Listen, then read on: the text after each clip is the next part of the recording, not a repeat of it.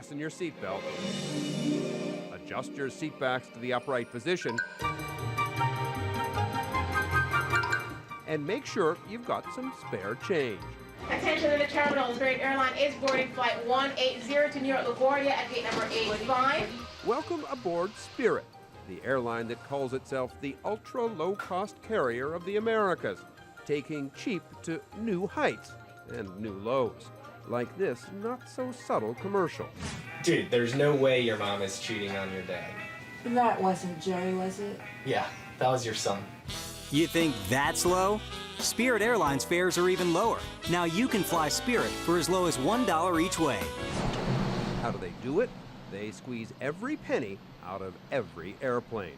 This is an Airbus A319. We outfit it with 145 seats, which is the most the FAA will let us put on this airplane.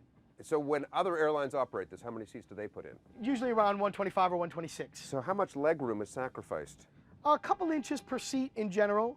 That is Ben Baldanza, a man who believes passengers will sacrifice a lot to save a lot. 4 years ago, he took over the struggling airline called Spirit and gave it, well, a new spirit. The way we like to think of it is that the biggest difference between us and other airlines is they give you a free Coke, but they charge you $150 more. So if I want to sell you a can of Coke for $150, you're going to buy it for me? That's what you're paying on other airlines. It's not just that they charge $2 for a Coke, they also charge $12 to reserve a seat. And they're the folks who introduced the idea of charging to check a bag. $19 for the first, $25 for the second, $100 for the third, each way. We started to realize that there are parts of all of what are thought of as the airline product that are really separable services, and that what we should charge in our base fare is the basics that is required to get you from A to B and pay all your taxes and have, a clean airplane and a safe flight. That no-frills approach is how Spirit undercuts its competitors, often by $100 or more on the same route, but at a high price.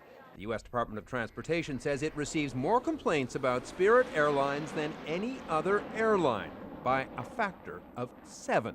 Spirit Airlines, worst airline ever. Spirit Airlines, worst flight experience ever.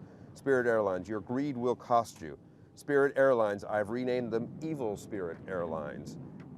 Spirit Airlines service is designed to scam the customer. Disgusting Florida check-in staff at Spirit Airlines.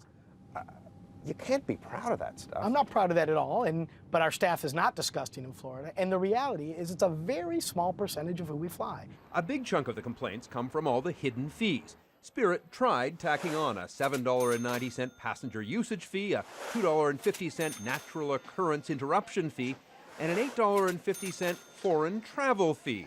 Not so fast, said the U.S. DOT, slapping Spirit with a fine and ordering the airline to stop hiding additional charges. But that has not stopped tricks like this. Online booking automatically charges you $12 for travel cancellation insurance unless you uncheck the box. Miss your flight? Whatever the reason, the change fee is $110. Spirit doesn't just rebook you like a traditional airline. One of the things we do at Spirit is we enforce our policies. Non-refundable means non-refundable. We offer the insurance product if you want to have insurance against changing your mind. Spirit Airlines didn't invent the idea of no-frills flying. The credit for that goes to a number of European carriers, including Dublin's Ryanair, now the third largest airline in Europe. What makes us a little different is that we probably take a more extreme view of low cost, in that everything we do is about providing a low fare to the end consumer. So we don't invest in product type features and against the hope that someone will pay us a little more. JetBlue puts TVs on board, for example, and they have a lot of room on their airplane. There are no TVs here. What's that about? Well, again, TVs are expensive, they cost money, they break, and we would have to charge consumers a higher ticket price to cover the cost of that TV. At the very modest corporate offices outside Fort Lauderdale, penny pinching is part of the culture. Just look at the lobby. One of the things is we used to have a receptionist that sat at this desk and greeted people as they came in the building. We realized we didn't really need that. We could deal with that with just a phone, so now we have this empty lobby.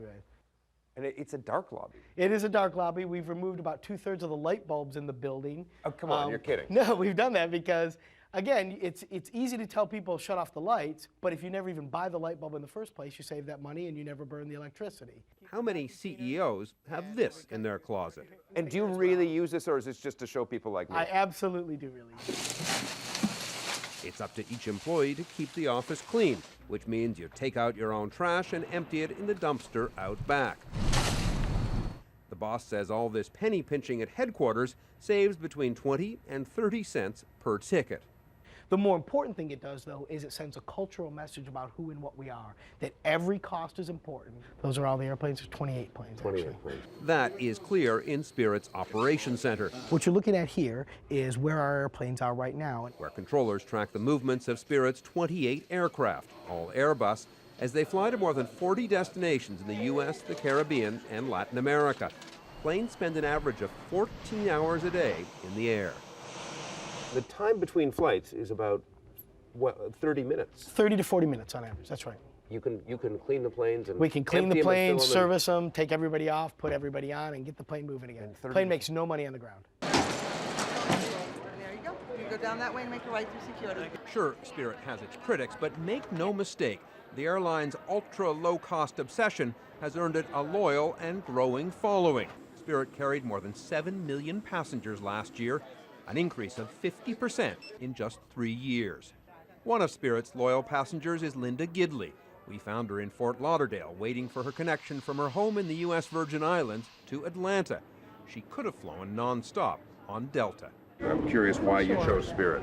Price, actually. Great. How much are you paying for your That's seat? what we want to do. I had a round trip fare from St. Thomas, where I live, to Atlanta, Georgia, and I'm going back today for $276. Nice. Then what That's would it excellent. cost you on another airline? Oh, I looked at Delta and it was almost $600. That is music to Ben Baldanza's ears and money in his pocket. Last year, he had 7 million passengers who shared his airline's spirit. We want everyone to like Spirit and want to fly us, but I recognize our airline's not for everyone.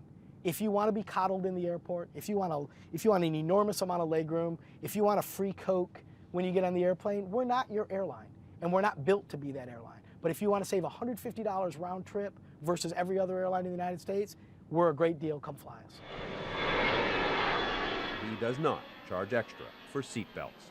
I'm Jeffrey Kaufman for Nightline in Fort Lauderdale.